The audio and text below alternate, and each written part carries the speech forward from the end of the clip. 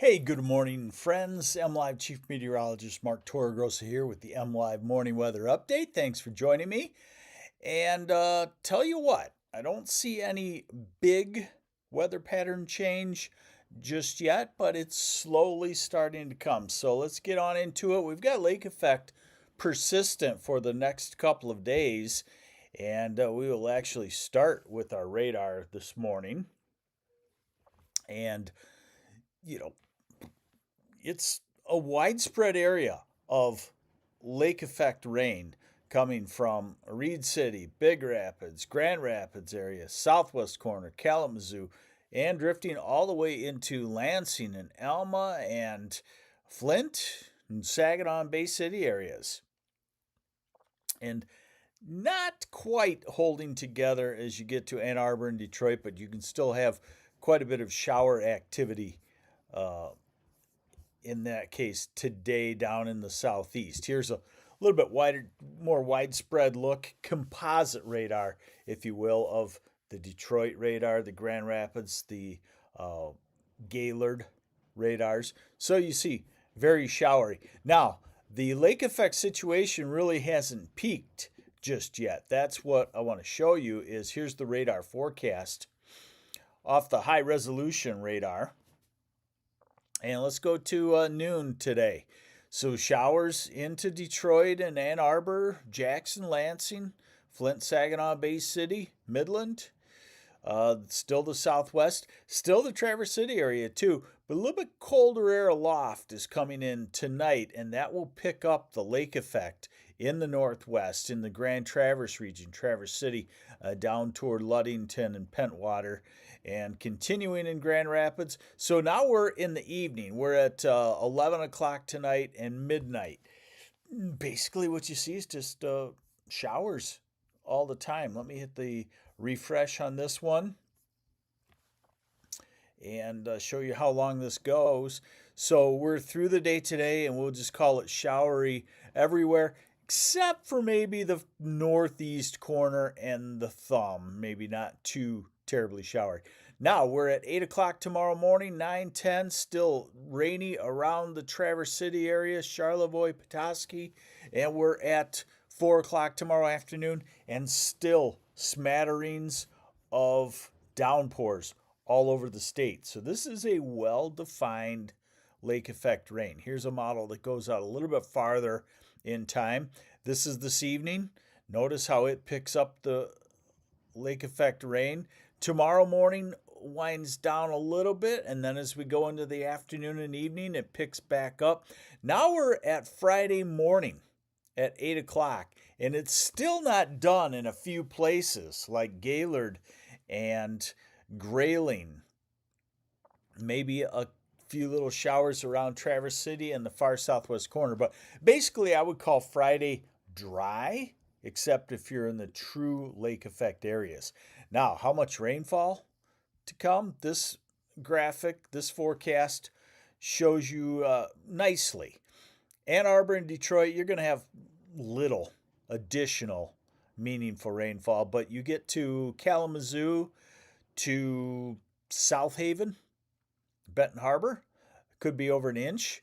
The Traverse City area, much of Grand Traverse County, Wexford County, Benzie, Leelanau, Kalkaska County, maybe up to an inch total over the next 48 hours, and the UP also. So this is very much signs of a lake effect type rain.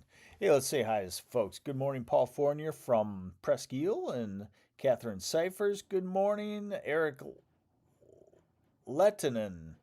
Good morning, Lansing and Larry Pusker in Sterling Heights. Linda Thompson. Howdy.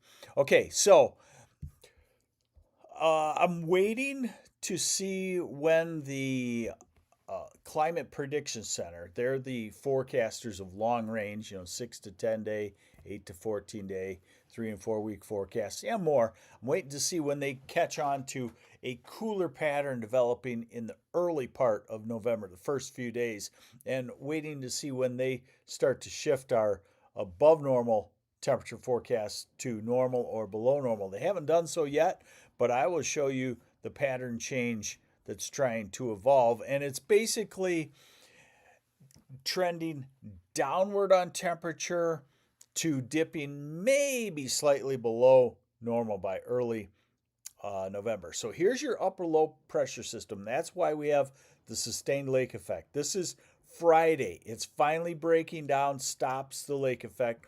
This is the weekend, and it appears now as there will be no storm system to affect us on the weekend. So I would call it a dry weekend, and I'm going to give you a fall color update today because I think this is probably the last weekend of a lot of fall color. This is Sunday, so that's dry and warmer. Not warm, but warmer. Now we get into early next week, and this cutoff storm system still expected to form about Wednesday or Thursday, somewhere in the east.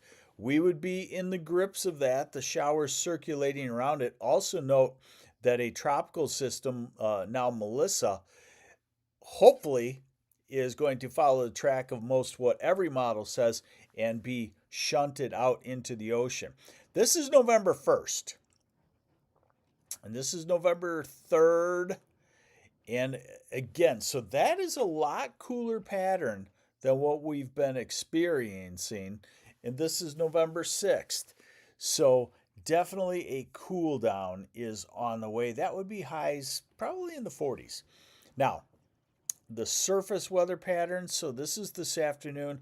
It's a clear-cut lake effect rain pattern across the whole state. The lakes are warm, so it'll be a widespread type deal. This is tomorrow. Still spotty lake effect showers. This is Friday afternoon, the lake effect dying. And then by Saturday morning, dry. Not much wind, maybe some sunshine. This weekend could be very nice. Weekend could be very nice for fall color. You got some inland areas that have already peaked and are dropping leaves quickly, but you got shoreline areas that are just now peaking. So the trick this weekend is to stay along the shoreline of the Great Lakes, and you'll probably see some nice color.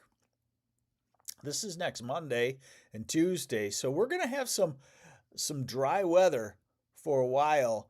This model not showing the next rain until, of course, somewhere around Halloween.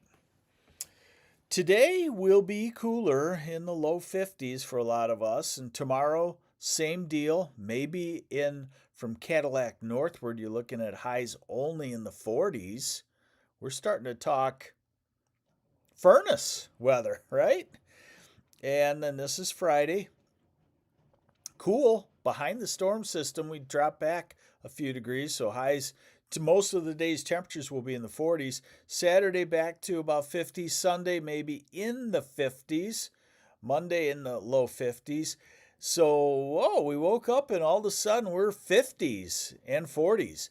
This is Halloween. Doesn't look too cold. We've had a lot colder Halloween, so it looks like it'll be in the low 50s. November 1st, November 2nd, November 3rd, November 4th, I wouldn't believe November 5th. I don't know where it got that. That looks like an error, excuse me. But you can see that we are definitely trending toward colder temperatures. And since it's colder in the afternoon, it's colder in the mornings.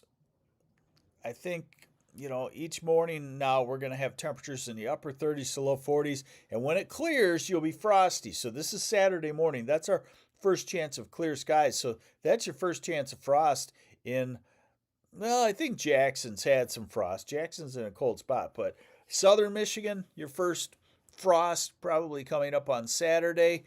Sunday, we could have temperatures near freezing in a lot of places. And next week, a lot of the mornings could be patches of frost. And we're out to November 4th. And that will be our first chance of a sizable freeze down well below the freezing mark. So we're trending toward definitely some November-like temperatures in the 40s. And we have a lot of dreary spurts of showers. Watch for the Double rainbows. Yesterday was the day of the double rainbow. I got a lot of pictures from friends. Me and my wife saw a double rainbow ourselves. Um, in this kind of weather pattern, lends to that. The spotty lake effect, where you get the sunshine hitting a rain shower and then you get the rainbows. So keep an eye on that. Have yourselves a great Wednesday. I'm MLive Chief Meteorologist Mark Torregrossa, and I will keep you updated. We'll see you back here tomorrow. Bye.